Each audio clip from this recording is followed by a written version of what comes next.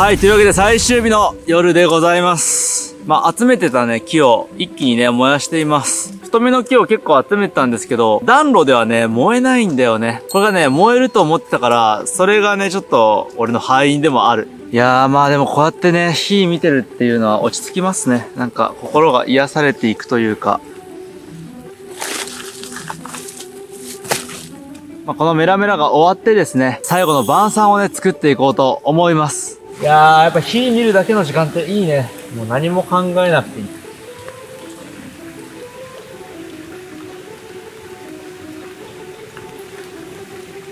熱い。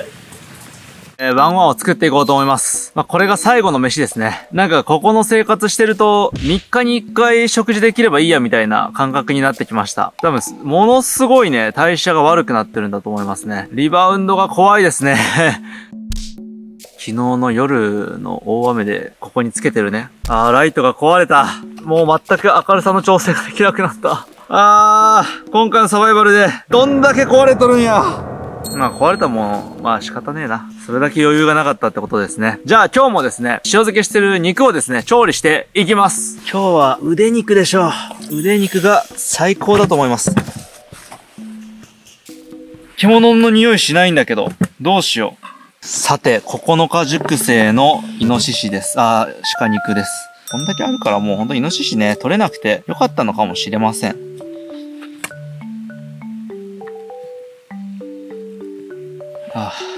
包丁が切れなくなっているのと、肉のね、水分が抜けちゃってさ、肉がね、めっちゃ硬くなってる。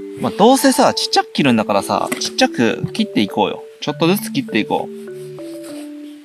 一昨日ぐらいにさ、切った時さ、分厚い肉はね、やっぱ塩辛かったから、ちっちゃく切っていきましょう。見づらいと思うけど、これ以上離れたら、ライトのパワーが上がんなくて、真っ暗になっちゃうんだよね。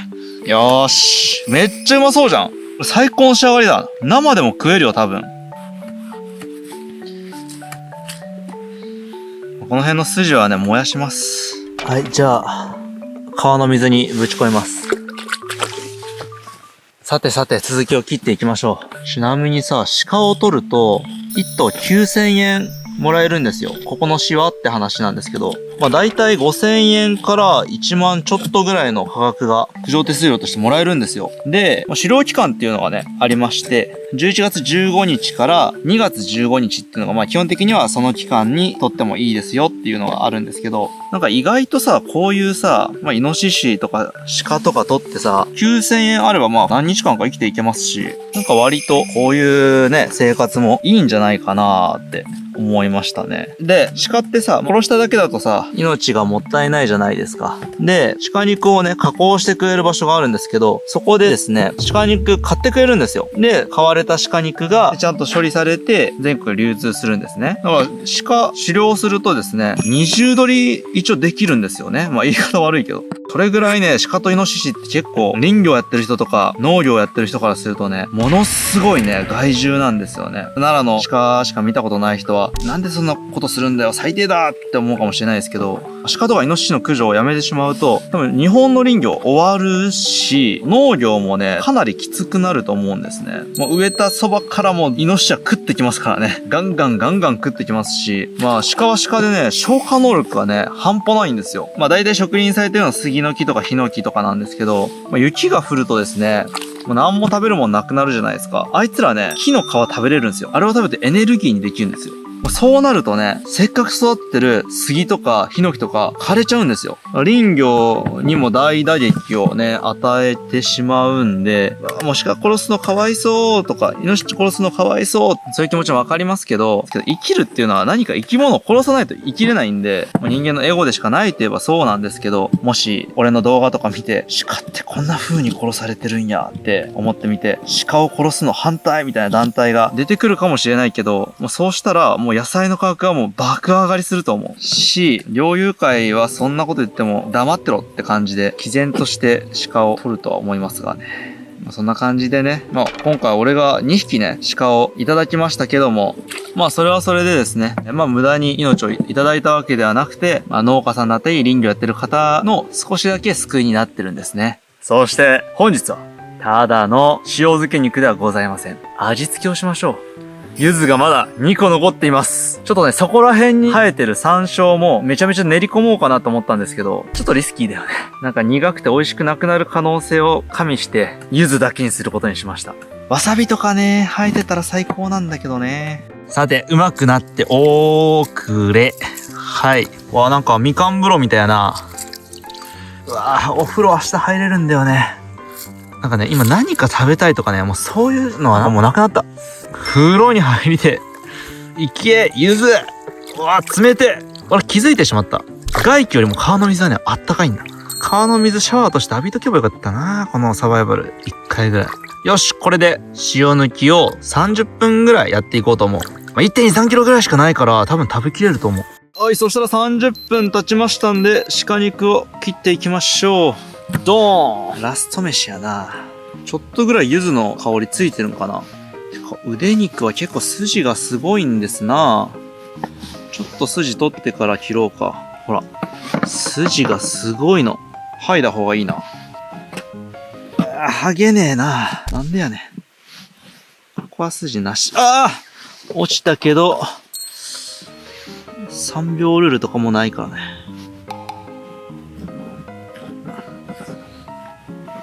意外と一部分だけだったのか。いやーでも今回は結構飯的にハードでしたね。いつも魚つきあるからさ、魚つき俺がやってしまうと何も苦しむことないからさ、なんとかイノシシか鹿かそして木の実かでね、やっていきたかったんだよ。でもあれなんだね。意外と木の実もないんだね。びっくりだったよ俺は。よいしょ。よいしょ。で、なるべく薄く切った方がいい。いやー、でも、もののけ姫に出てくるさ、あれ作りたかったよ、本当に。干し肉ね。作りたかったなもっと乾燥したところでやんないとダメだったんだね。ちなみにどうでもいいんですけど、日本って弓矢使えないんですよ。なんかそこら辺に落ちてるもんで弓矢作って撃ち殺せばいいじゃんみたいな。思った人がいるかなと思って。弓矢禁止なんですね。おー、いい感じじゃない。1回戦はこんなもんでいいんじゃないの？よし。さ、これで焼いていきます。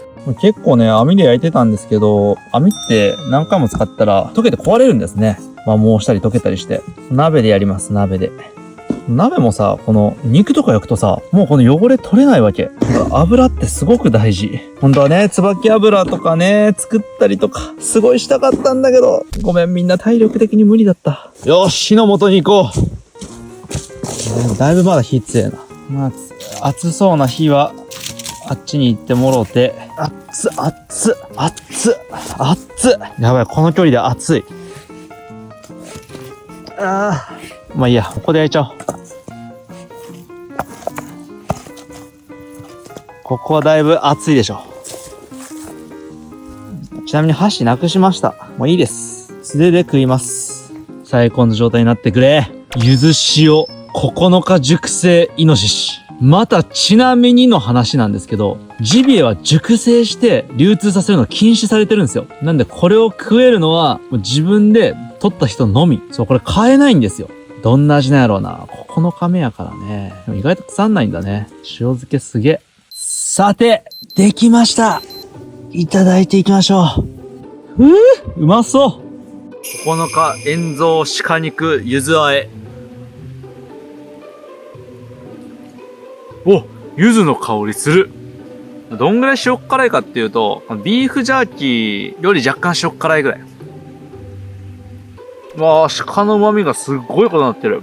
うまいな。まあ、塩抜きは1時間ぐらいが適正だなと思いました。いやー、昨日もさ、一昨日も雨だったんだけどさ、夜。今日に限って晴れてて、めちゃめちゃ最高。うん。ついてる。正直ね、めちゃめちゃ体中しんどいんですけど、明日帰れるっていうのがすごく嬉しい。割とこの生活もいいんですけど、ちょっとやっぱりね、ここまで人と話さないと頭おかしくなりそう。そこと、やっぱ糖分がね、ゼロなんで、糖分食べたいね。一番最初の10日間サバイバルの時は、唐揚げ食いてえなーって感じだったんですけど、今、食べたいなーと思ってるのは、すごい上品な味の蕎麦。お蕎麦です。もう、消化にいい蕎麦とか、あとお粥とか食べたいですね。疲れるとさ、消化するエネルギーもなくなってくるじゃん。のにさ、この筋繊維の塊、消化に良くない鹿肉を永遠とさ、体に送りつけてて、多分一頭腸が疲れてるんだと思う。まあでも鹿はさっぱりしてるから飽きんな。うん。うまい。では、ゆっくり食べていくとします。はい、それでは、ごちそうさまでした。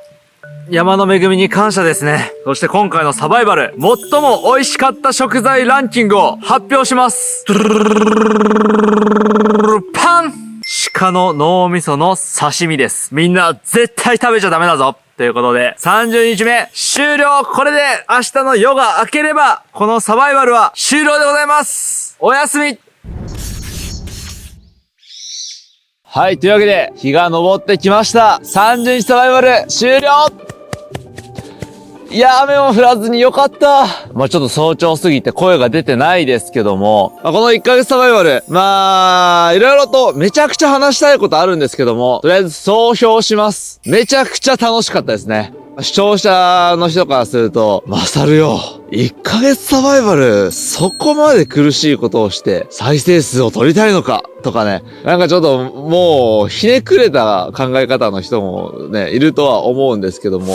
まあ俺が視聴者だったとしてもまあそう思うと思うんだけど、まあ僕実践主義者でして、まあ10日間サバイバルやった時もそうでしたけども、どういうことかというと、まあ理論と実践って、まあ大きな隔たりがあると思ってまして、例えばまあ我々が普段食べてる肉は牛の命をいただいて食べてるんですよとか、まあそれは別に知ってるじゃないですか。でも実際にさ、鹿を自分の手で胆管がボコボコになるまで殴って脳震盪させて、でそっから頸動脈切ったりして、でそっからさばいて、みたいなことをね、やって、まあ、ようやく肉になるっていうのを、まあ、やっぱ体験するのっていうのは、生き物を実際に殺すこと、そして裁くこと。まあ、実際経験するっていうことができたのはすごいでかかったし、普段食べなかったら死ぬっていうのも知ってるわけじゃないですか、我々が。でも、そんな死を覚悟するほど食べないことなんてないじゃないですか。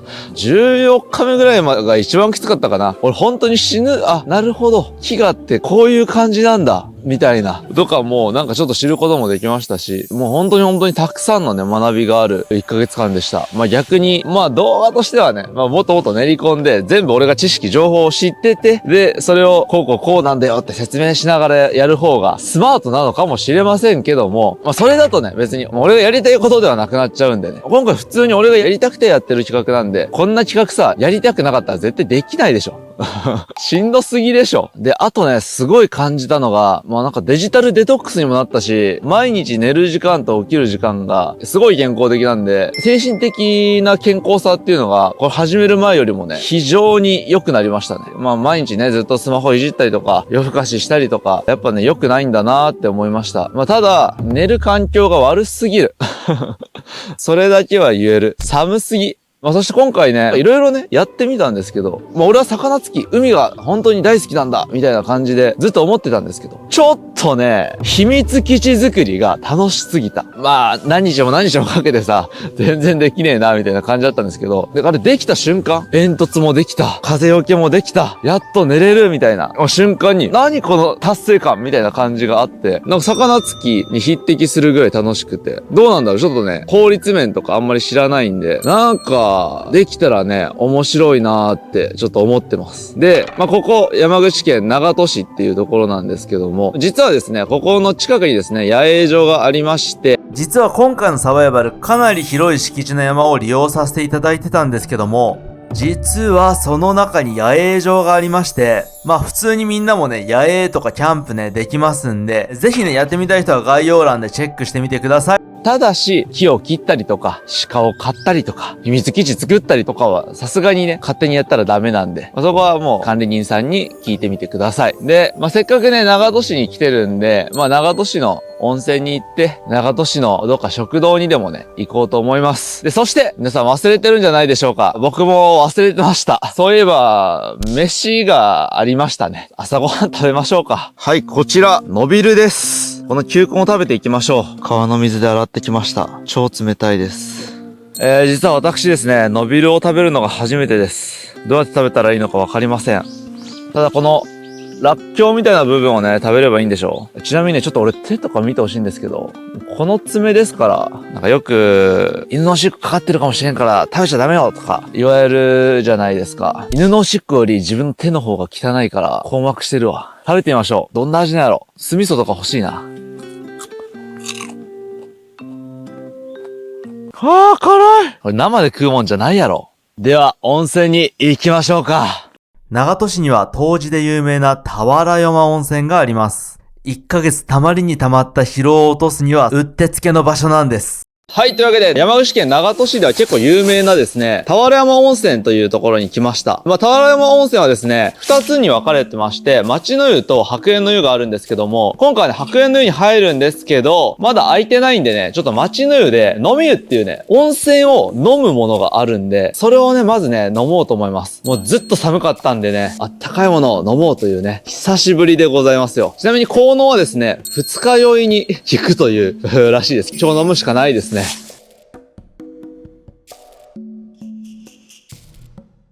これ飲み湯無料なんですよ。おー。ではいただきます。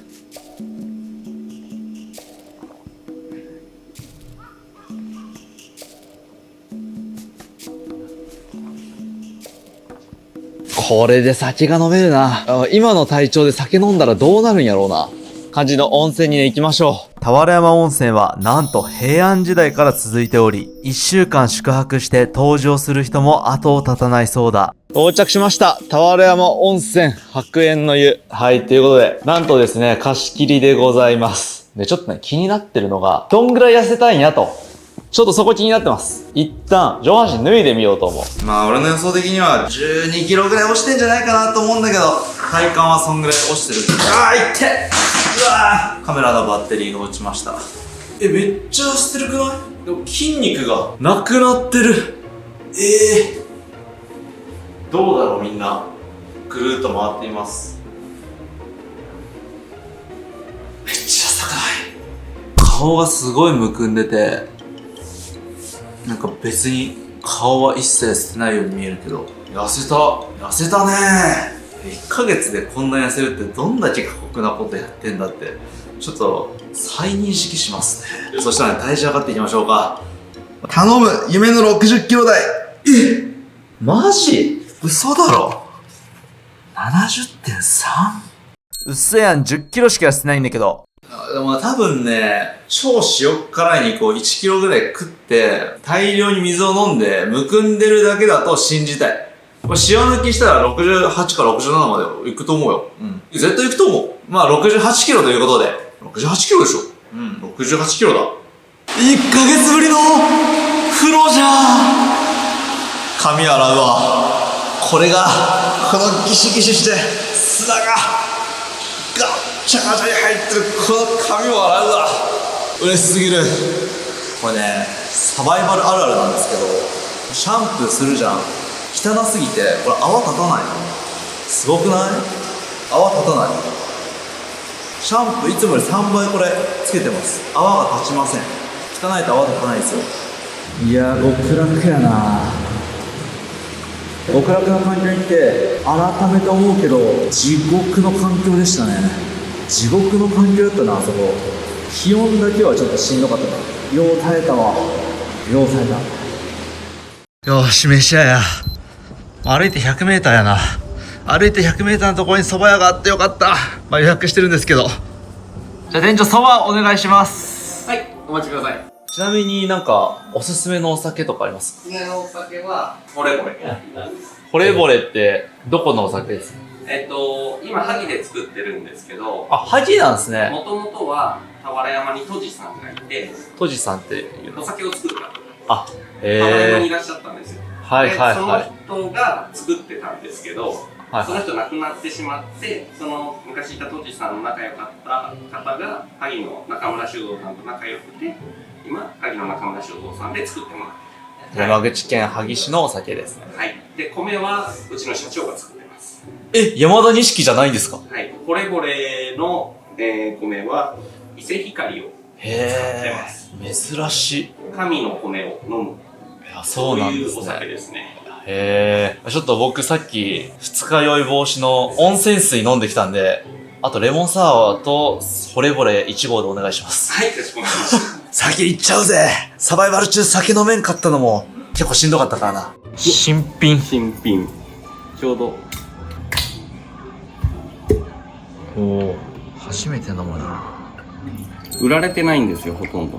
へえ。種類販売店にもほとんど売られてなくて、どこで買うんですか、これ。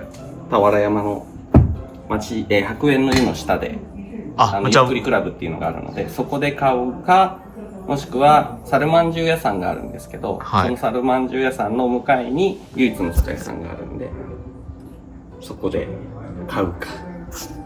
もしくは、宇部空港にも確か今あるああ、っていうのは聞いてるんで。っていうことはもう山口に来ないと買えない酒。はい。へえ。じゃあもう、俵山来ないと、もうほぼ飲めない。ほぼ飲めない。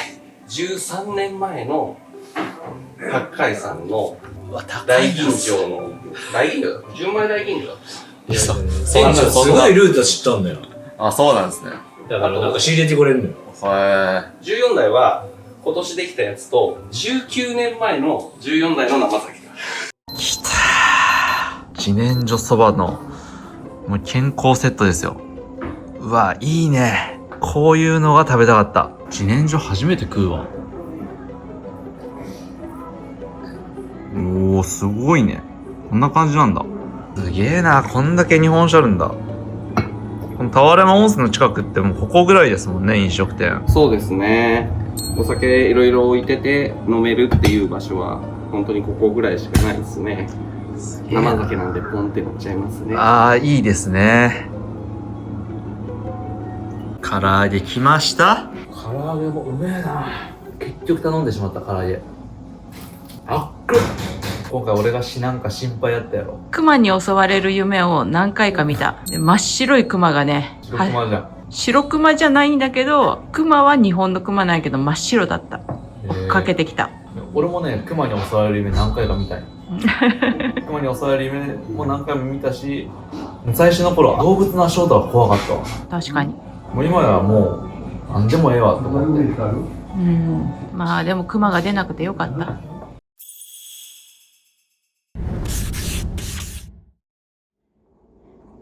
何その顔。なんでサバイバル終わったのに嬉しそうな顔してない？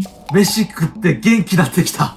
減量終わったボクサーが、もう飯ガッて出て、元気になってきたの。そんな感じ。今もう、めちゃめちゃ元気で、結構お腹は、腹5分目ぐらいなんやけど、めっちゃ元気であると同時に、めちゃくちゃ眠いんよね。で、焼肉食べ放題に行きたい。家族で。ただ、途中で寝る可能性もある。なんだそれ。焼肉食べ放題行きたい。父さん、焼肉サバイバル行こう。焼肉サバイバルじゃないわ。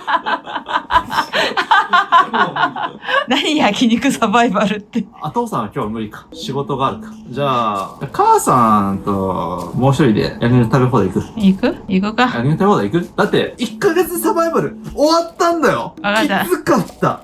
寒かった。あの中終わって、このまま寝る？もったいない。今日という思い出を残さなくていいの。打ち上げするか。終わった。打ち上げしよう。打ち上げしようか。焼肉食べよう。やろうか。やろう。行こうか。焼肉食べよう。行こう。だるいなーって思ってるやろ。ちょっと片付けで疲れてるからね。まあ動画撮ったらいいんだけど、あの穴埋めるの、父さんと母さんと、あと俺も少し手伝ったんやけど、あれ大変。実はあれ、穴の上がさ、2メーターぐらいあって、こうスコップでさ、掘って、バーンやって、ようやく2メーターの頂上に行くみたいな。あれ2トンぐらい書き出してるから、2トンぐらい埋める作業があって、いやー、いい父親と母親に恵まれてよかったですよね。普通の親だったら、お前が勝手にやったんだから、手伝ってくれとか、よう言えたなとか、思われても仕方ないところね。まあ、老後の介護頼む。老後の介護。そうやなぁ。俺が長男やからせんとあかんな。うん、頼むで。任せろ。俺はその頃には、あなたに師匠をつけてあげよう。自分でしいや、自分で。じゃあ、行くか。行こうか。ちなみにさ、父さんも今日実は行きたかった。行きたいけど、仕事だけしてない。かわいい。いいね、家族仲良くて。みんなでこの1ヶ月サバイバル乗り切ってね。せっかく梅作業手伝ったのにね。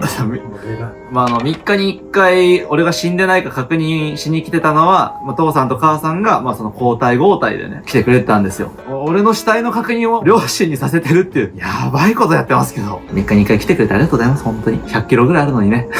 まあ無事に帰ってきたからいいよ。まあでも、ちょっと二人だけじゃ寂しいからさ、うん。俺の兄弟のあいつも誘っていくか。そうね。まあ、父さんもね、せっかくやったら、もうこの1ヶ月サバイバルの終わりという日にね、来れたらよかったけど、まあ仕事上ね、まあ無理やな。しょうがないね。よーし。やば、めっちゃ元気になってきてる。うわー、どうしよう。久しぶりにエネルギー入れたらこんな元気になるんや。なんか今からマラソン大会出たいぐらい。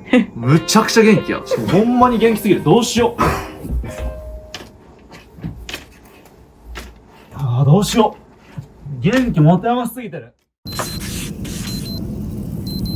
家族なんでね、こういう最高ですね。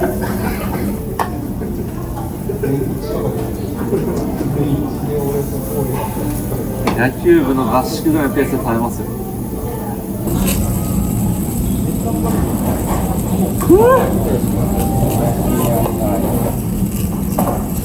ああ、やっぱ打ち上げは必要だよね。確かに。ああ、もう生きて帰ってよかった。親孝行だよね。ああ、いや、生きて帰ってから親孝行だよ。心配で心配でしゃあないよ。俺も死んでもおかしくないよなって思う場面何回もあったもん。こけるのが上手くなったね。どんだけ滑ってこけてももうなんかこうやってでこうやってやって最小限でこいているようになりましたね。